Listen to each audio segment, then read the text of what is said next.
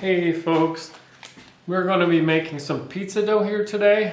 Homemade pizza dough. This is excellent dough. It's my favorite dough. Easy to make. We're going to start off with 2 cups of warm water. You want to use about 105 degrees. You don't want it too hot or it could kill the yeast. You don't want it too cold or it won't really activate them very well. And with that, we'll put about a teaspoon of honey in there. It feeds the yeast, gets them started, gives them something to feed on. You want to hydrate the yeast. That's what we're doing here to get them going. Just to prove that they are still alive. Excuse me there. And then we just whisk it a little bit and let it sit off to the side for about 5 minutes.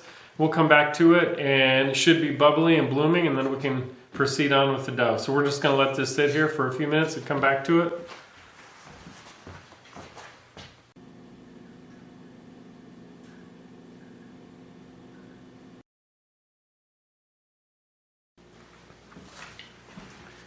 Okay, now that we've proved our dough, or we've proved our yeast is active, we've got bubbly yeast in there. We let it set 10 to 15 minutes in the warm water, and it's got some bubbles in it, so we know it's good and alive.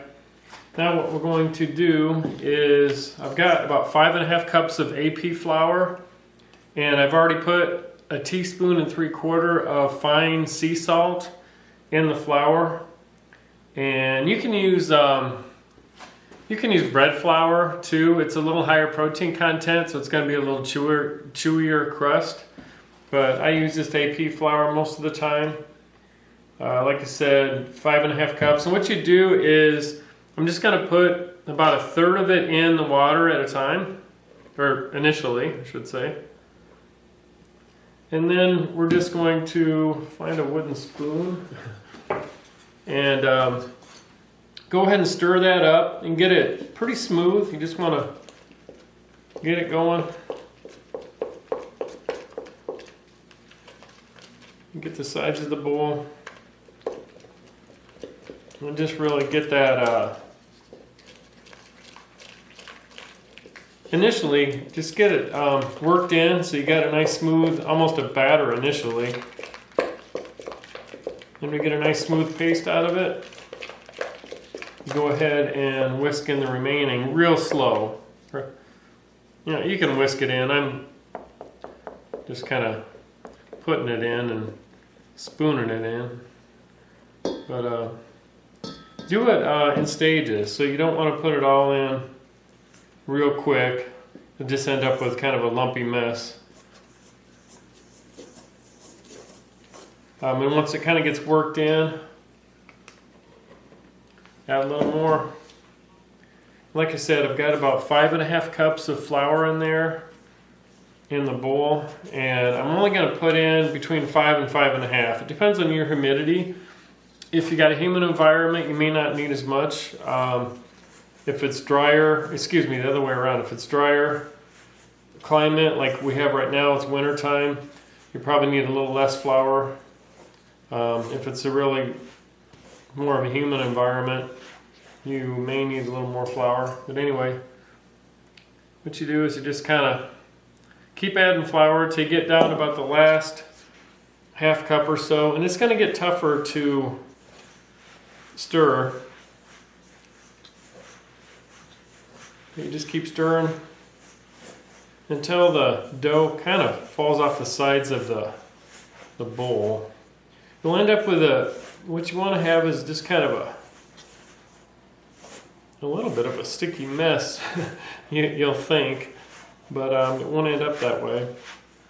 And so, like I said, I'm just stirring, and I've kind of got it to where it's just rolling off the sides of the bowl now. And then what I'm going to do is put it down on the counter, and I'll show you that. Okay, we're back here. I'm still making a pizza dough. You notice I changed the camera position a bit. But what I'm going to do is just put some flour down on your work surface. Sprinkle a little bit of flour down there. And then take your dough out of your pan. That's what it looks like in the pan. where it just kind of, you stir it enough to have it fall off the sides and it's still pretty sticky. So then you just kind of dump it out on the work surface. And again, it's gonna be sticky initially. Just kind of peel it off your spoon there. Put a little bit in your hands.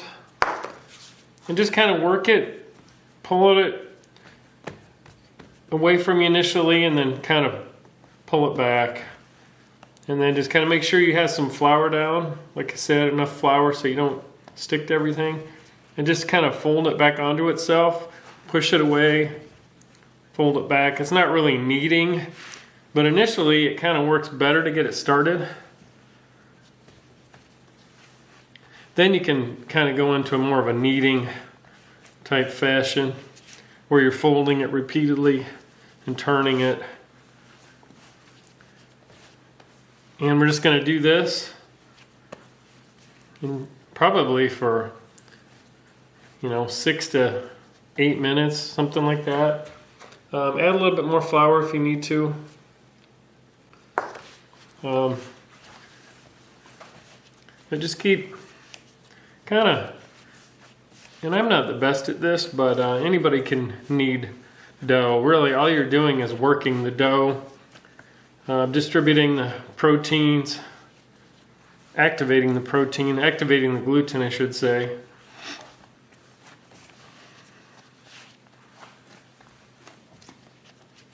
Kind of rearranging the structure of the dough itself so that it ends up getting a nice texture for pizza. You kind of want a dough that's a little bit chewier, but still has air in it, and you have some crispiness on the bottom. This is just a perfect pizza dough, it really is. It's a great dough.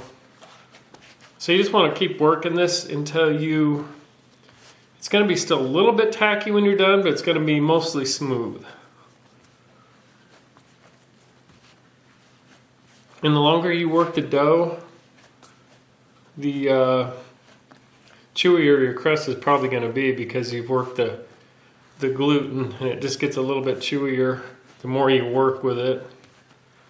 You really can't do this wrong. I mean, you can kind of, the point is just to do enough kneading so that you do create some good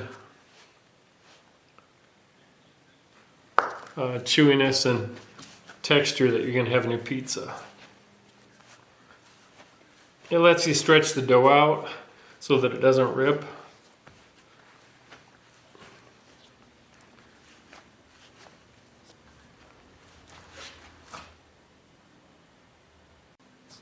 And here we're back again. We got the dough. We've kneaded it for 5 to 10 minutes. It's ready to sit off to the side. Like I said, we've kneaded it. It's elastic, smooth, not perfectly smooth, but it's kind of elastic, a little bit tacky. That's about how you want it. Just put it in a large bowl like that. And I'm going to put about a tablespoon of olive oil in there around the sides of the bowl. And then just sort of bounce that around in there, roll it around. All you're going for is to get it coated. And then we're just going to top it off with either, you can use saran wrap. I usually just put a tea towel over it like this. And we'll let it double in size, which could take anywhere between 1 and 4 hours, depending on your temperature. But kind of set it off a little bit warmer than room temperature, warm side of the room, wherever you have. Set it off to the side and come back. Hey folks, we're back. I have the camera focused on the bowl with the towel, and underneath is the pizza dough. It's been a couple hours. Let's see what we have. Perfect. We've got the dough doubled in size at least. So now what we need to do is just gently push down the dough, or punch down the dough. You kind of want to do it not real hard, not real fast, not real forceful. This redistributes the built-up gases in there from the yeast. kind of redistributes it more evenly throughout the dough so you have a better textured dough. If you smash it down too hard, you can kind of do some nasty things. So anyway, push it down gently, and then basically we just pop the dough out of the bowl, just like so. And what we're going to do is grab a knife. We're going to cut this, I'm going to cut it 4 different ways.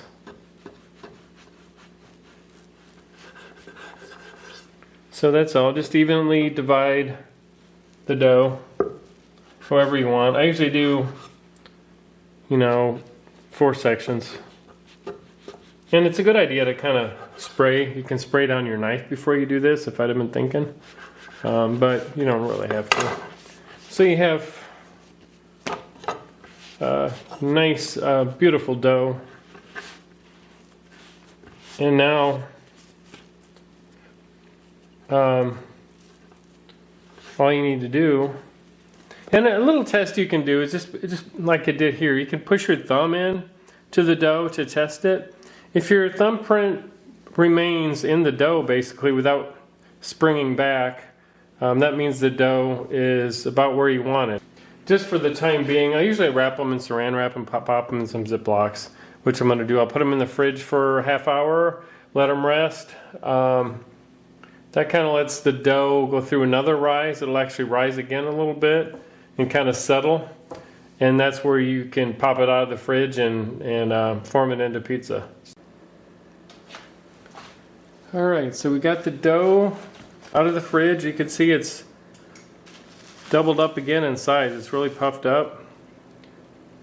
So I'm just going to grab one of these dough parcels and roll it out. Actually, not roll it out, but pull it out and kind of push it out with their hands. Just kind of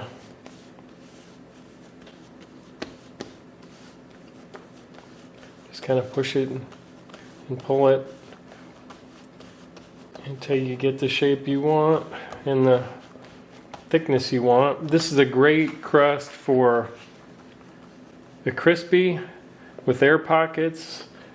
It's crunchy, it's chewy, it's really a little bit of everything. It's a really, really nice crust.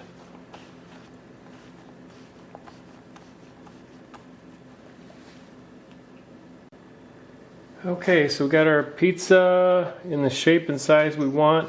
And I actually just put it on the back part of a sheet pan and put it in the oven that way. I cook it on that, it gets perfect consistency. And what I do, a little trick, is sort of, I put that in early. I'll put it in the oven at about 475 or even 500 and cook it for about 1 minute to 2 minutes and just get that sealed so the pores of that dough basically seal. And then when you pull it out, you can put your sauce on. That way the sauce doesn't sink into the crust. It gives you a crispier crust. So you kind of par cook that dough for 1 minute or 2 and then take it out and then build your pizza. So I'm going to do that. Okay, we just took the pizza crust out of the oven. We had it in there for maybe 90 seconds and it just par cooked it. Kind of gave it a crust on the outside so the sauce won't absorb in as quick and easily. Give us a chance to get that pizza cooked on the bottom side and around the edges before the sauce has a chance to seek it or kind of soak into it and soggy it up, which it really doesn't do that much anyway. I've kind of always done this, but I think it's a good thing to do. Kind of a precautionary thing that I learned a long time ago that I do. And you can poke holes in this with the fork so that the air doesn't get trapped and leave. Sometimes you get a big air bubble, but it doesn't really matter. If that happens, you can knock it down. So next thing is we're just gonna sauce it up a bit.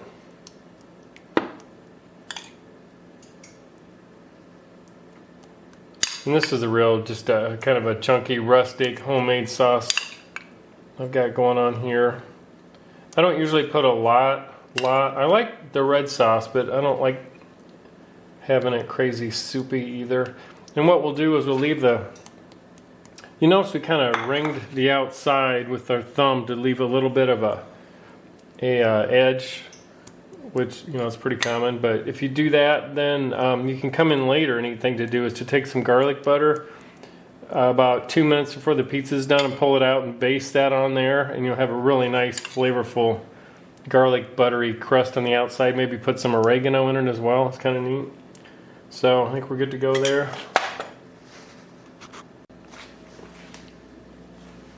Okay, we've got the pizza ready to go in the oven. I've just kind of loaded it up. Got some mozzarella, some red pepper, some caramelized onion, a little bit of sliced garlic, a little bit of jalapeno, some sliced julienne green onion with our sauce, and we're going to leave it at that. We're going to put it in the oven until it's done. I don't know. Oven's at 475. Probably going to take, I don't know what it'll take, 7, 8, 9 minutes, so just keep an eye on it. This crust works really well in a pizza oven too if you want to do that. You know, it cooks in about 2 minutes.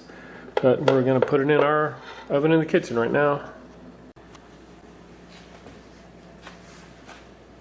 Okay, we just got the pizza out of the oven and it turned out really well. So the next thing I usually do is just, I'm going to grate a little bit of fresh Parmesan over the top of that.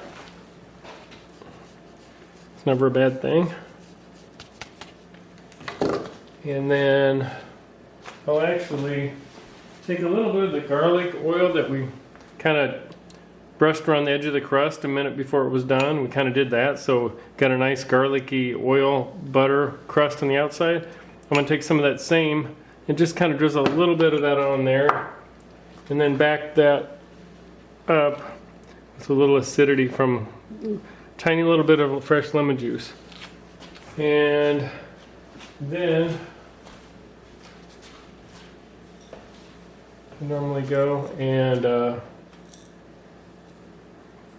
little bit of black pepper, and there you got your pizza.